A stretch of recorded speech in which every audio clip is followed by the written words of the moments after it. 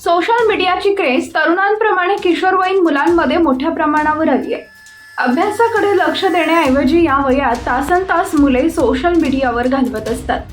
या सोशल मीडियातून अनोखे प्रेम प्रकरण समोर आलंय. इंस्टाग्राम मित्राला भेटण्यासाठी अल्पवयीन मुलगी नेपाळहून भारतात सीमा ओलांडून दाखल झाली. आभासी जगातला मित्र आपला प्रियकर होईल अशी स्वप्न घेऊन आलेल्या या अल्पवयीन मुलीला मात्र एका वेगळ्या संकटाला तोंड द्यावं लागलं. ज्या प्रियकराने भेटण्यासाठी नेपाळहून बोलावले होते त्याला फक्त तिच्या शरीराचा उपभोग घ्यायचा होता हे त्या अल्पवयीन मुलीला माहीत नव्हतं. ती जेव्हा त्याच्याकडे मुंबईत आली आणि पुढे काय घडलं पाहण्याआधी AM मराठी न्यूजला जरूर सबस्क्राईब करा.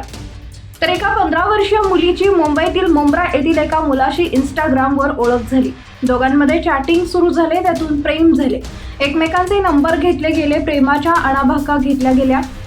त्यानंतर प्रियकराला भेटण्यासाठी 15 वर्षाची अल्पवयीन मुलगी थेट नेपाळची सीमा ओलांडून मुंबईत आली. त्या प्रियकरास तिच्याशी लग्न करायचे नव्हते, त्याला फक्त तिचा उपभोग घ्यायचा होता. त्याने आपला उद्देश साधल्यानंतर विदेशातून आलेल्या मुलीला वाऱ्यावर सोडून दिले. मग ती मुलगी भेदरलेल्या अवस्थेत होती. तिला काय करावं कळत नव्हतं. अत्याचाराच्या धक्क्यात मुंबई लोकलमधून ती प्रवास करत होती. मध्य रेल्वेच्या दादर लोकलमध्ये ती मुलगी भेदरलेल्या अवस्थेत बसलेली सहप्रवाशांना आढळून आली.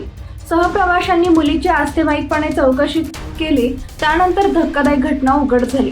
त्यानंतर प्रवाशांनी तिला दादर स्थानकाच्या पोलिसांच्या स्वाधीन केले.